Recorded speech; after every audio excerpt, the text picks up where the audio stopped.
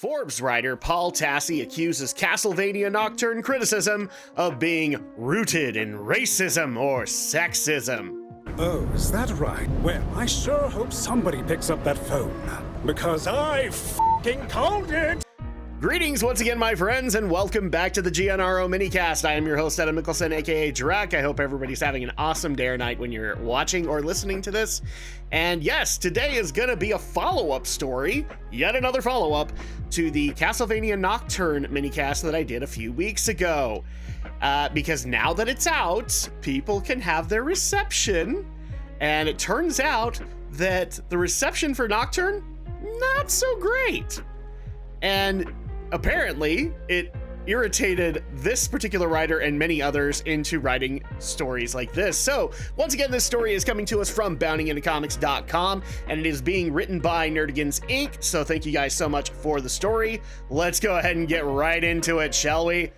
Seemingly unable to fathom that fans may have legitimate complaints against Netflix's treatment of the series' source material, Forbes critic Paul Tassi has attempted to claim that the widespread backlash against Castlevania Nocturne is born solely from racism and or sexism. Because of course it is! There couldn't possibly be any other reason that people are criticizing this show. None whatsoever.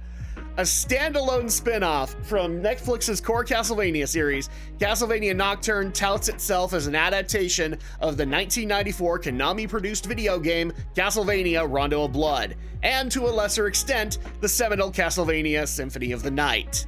Which, it wasn't doing either of those, let's just be honest. However, in typical Western adaptation fashion, Nocturne deviates heavily from its source material.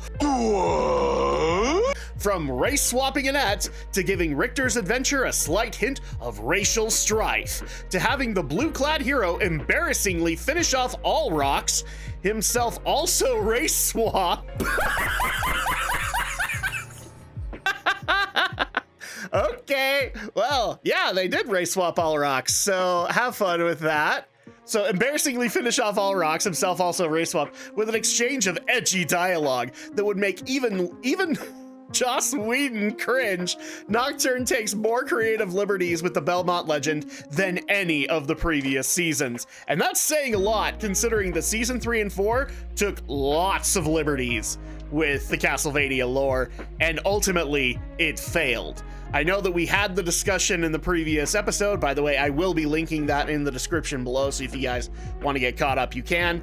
I know that we had a civil discussion on this, but I'm still where I am, and if you like it, great, good on you.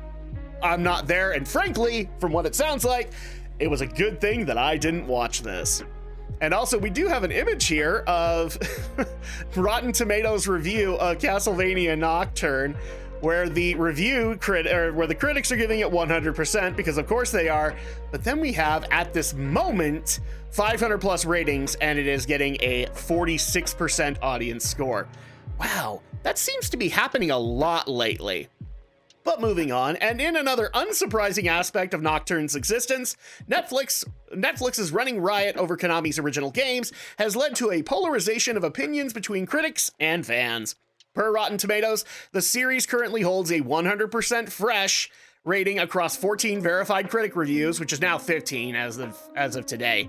Though it should be noted that this number was generated by the site's own metric of the "was the review positive," rather than looking at individual review scores, as while the majority professional critics like Nocturne, they did not give it a perfect score. Huh.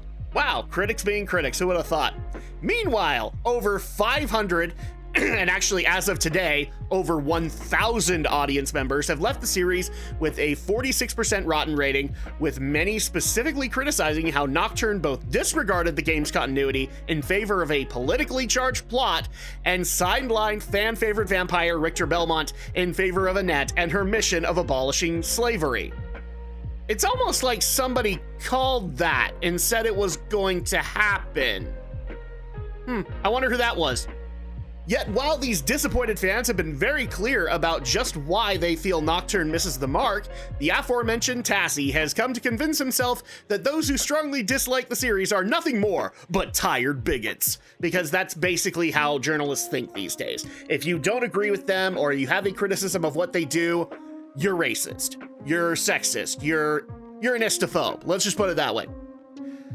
Authoring a piece headlined Netflix's Castlevania Nocturnes again proves the uselessness of user reviews on Forbes, Tassie took issues with audiences' rejection of the series, asserting, having watched nearly all of the series now, good for you, I cannot agree with the bad writing, bad characters complaints at all that you see in the user reviews, but instead a lot of focus is put on what else, its prevalence of black characters and other characters of color altering a few origin stories to make that work. There's a through line of oppression and the horrors of slavery in the plot, and outside of that, a focus on gay characters as well. Which, according to what I was able to find out, because I didn't watch the series, I was a smart guy, I found out that apparently there's a gay relationship with Alrox and I think Mishka is the other one's name. So it's funny that he brings up that this is all that people had to criticize about it. I love it when people like Tassie do this because it makes me want to go actually look at the reviews. So let's do that, shall we? I've got a couple of these reviews reared up and ready to go from Rotten Tomatoes. So let's go ahead and start up with, Elvis. I enjoyed the show a lot, but its animation and story quality are lower than the first 4 seasons of Castlevania. It still has potential with some great moments. I hope the creators step up to the legacy of Castlevania, especially in terms of dialogue and animation. I have hope because of the potential that the show shows. Wow, and that's okay, so there's constructive criticism, and he gave it a fairly good review. But I'd like to point out, what did he have a problem with? Animation and story quality. Gee, I wonder if that's going to be a regular theme today. Arkham says, the dialogues are quite mediocre. The first series is much better. Okay, well, we have a second dialogue complaint. That's interesting. We have the fingerless W. I will say it's watchable, but barely. Animation is very lazy, so that's 2 against animation. I would expect this level from high schoolers. The voice acting is very hit or miss, often the latter.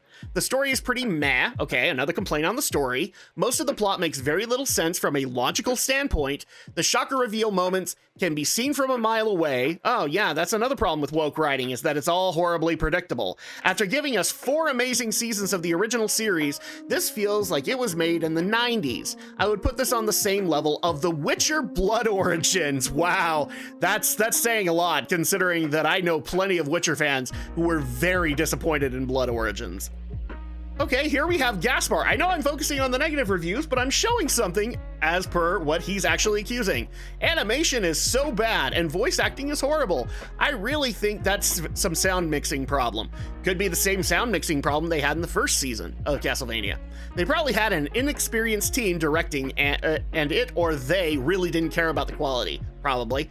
Can't say, so that's a sound complaint right there. And bear in mind, another animation complaint. Can't say so much about the plot as I dropped it in the middle of episode 3, but it was weak at start and at the last. Rhythm problem, bad lip sync, bad voice acting. If they really watched all the catalog and had nothing else to do, you can give it a try. Other way, go watch Vinland Saga or Attack on Titan. Here we have Graham J. The art style is nice, aside from night creatures and familiars that feel weirdly out of place. But oh my god, some of the worst dialogue I've ever heard in an animated show. Another dialogue complaint. And it's also strangely paced and felt lacking in the action that made the OG so incredible. I really wanted to like this, but it just did not come anywhere even close to the original series for me. Huh, we're hearing that a lot. Lots of dialogue problems, lots of animation problems, not really reaching the same caliber as the previous series. Those are coming up quite a bit. Have we seen anything on race? Or gay relationships? Or anything like that? Brian B says, the production value was good, but it doesn't hold any of the mystique and charm of the original series, which is one of my all-time favorites. The dialogue is cringy at times, and the voice acting is surprisingly hit or miss, still mostly good and some amazing like the original. The overall plot and sequencing doesn't connect you with the characters. It is sadly a fail in my opinion. Okay, still no racism in there, Paul Tassi. Okay, so let's go ahead and go to Oliver K. It was okay, but with comparison to the first series, this is a serious downgrade. And besides many comments about its wokeness is not the wokeness is not the problem. It's just that the writer missed so many opportunities to develop his story. It's like, yes, I see you had a lot of ideas, but can you please stay with one of them for a few minutes? I would actually argue that this happened in season 3 and season 4 as well. On a positive side, very nice animation and visuals. If you love fighting scenes, the series is great, but the story needs more substance. Another story complaint right there. And bad writing? Whoa, never would have guessed that. Biles T writes, starts off promising, but my enthusiasm quickly went away. I feel like the writing and animation went downhill, especially compared to the first 4 seasons. I was really looking forward to this. What a shame. So hopefully you guys can kind of see that Paul Tassi is up his own ass when it comes to the weird accusations of racism. I hope I've pointed that out very clearly to you, and if not, I don't know what to tell you. I cannot tell you how exhausted I am of user reviews for projects like this, Tassi later stated. This keeps happening over and over where some established IP includes some characters of color or different orientations and the knives come out. Did you see? All of these reviews that I was pulling out were 2 stars, except for the one that was 4-star. 2-star reviews. Did you see anything about characters of color? You saw stuff about character development, you saw stuff about writing, but you did not see any outright racism problems. This guy is full of his own shit. I'm just tired of this, he then opined. I think user reviews can be interesting when they split from critics that are not rooted in racism or sexism. Oh, are you saying that critics are rooted in racism and sexism? Because I would totally agree with that. But Rotten Tomatoes and Metacritic have got to get a handle on this. I know there's a side that says it's critic reviews that are useless, but user reviews? He ultimately concluded his grievance. These systems have never been worse. Paul Tassi, you are full of your own shit, and you are the perfect example of everything that I have said when I talk about certain people who have accusations that people just don't like the racism and or sexism, and they cry out bigot, when in reality, all they have to do is look in the mirror and find that they themselves are the only bigot in the room. You are a perfect example of this, Paul Tassi, and frankly, nobody should be reading your shit until you get better. So at that point, my final thoughts are, first of all, I'm very happy that I never watched this, because it sounds to me like you guys didn't enjoy it. In fact, went worse than season 4 of Castlevania, and that's a big step down as far as I'm concerned, because 4 was pretty bad anyway. So at that point, I'm glad that I missed out on it. I'm kind of surprised that Maria doesn't even get mentioned in all of this stuff, so I guess the only prediction I didn't really get right was that, well, maybe they did it with Annette. Like I said, they were going to try and make her into another Sypha, but then Maria doesn't really even get a focus. It sounds like it's mostly based around Annette. So yeah, have fun with that, I guess, guys. I'm happy I didn't watch this. I'm laughing inside because I pretty much called this shit, and I find it funny that as soon as week 1 goes out of this series, we start immediately getting these kinds of articles written by idiots like Paul Tassi. And one of the biggest reasons why I just don't trust critics, journalists of any kind at this point when it comes to reviewing this content objectively. They cannot do it, especially when it comes to whatever socio-political message that they're trying to put out there.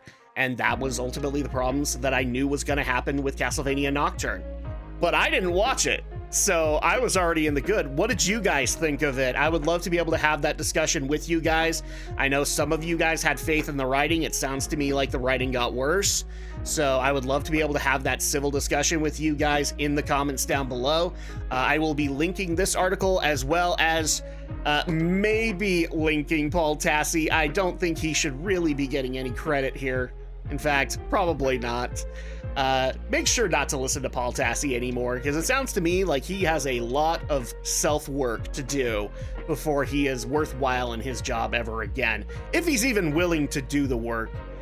And that'll go ahead and do it for this one. So thank you guys so much for joining us. If you're brand spanking new, welcome. I'm happy to have you guys here. I would love to hear what you guys thought of both Nocturne as well as this video in the comments below if you want to leave it. And also, if you like the content, make sure to give a like and a subscribe to the YouTube channel. I definitely really do appreciate it. It goes a long way with helping me out. And this is just a mini cast. You guys can also check out the actual GNRO podcast very soon, because we've basically taken that down to a monthly format, and you guys can see the video for basically a wrap up of June's podcast, and then July and August should be up very soon, close to this one. And we're actually getting ready to record September's podcast, so you guys can check all of that stuff out. In the meantime, have a good day or night when you're listening to this. Stay safe, and we will see you guys next time.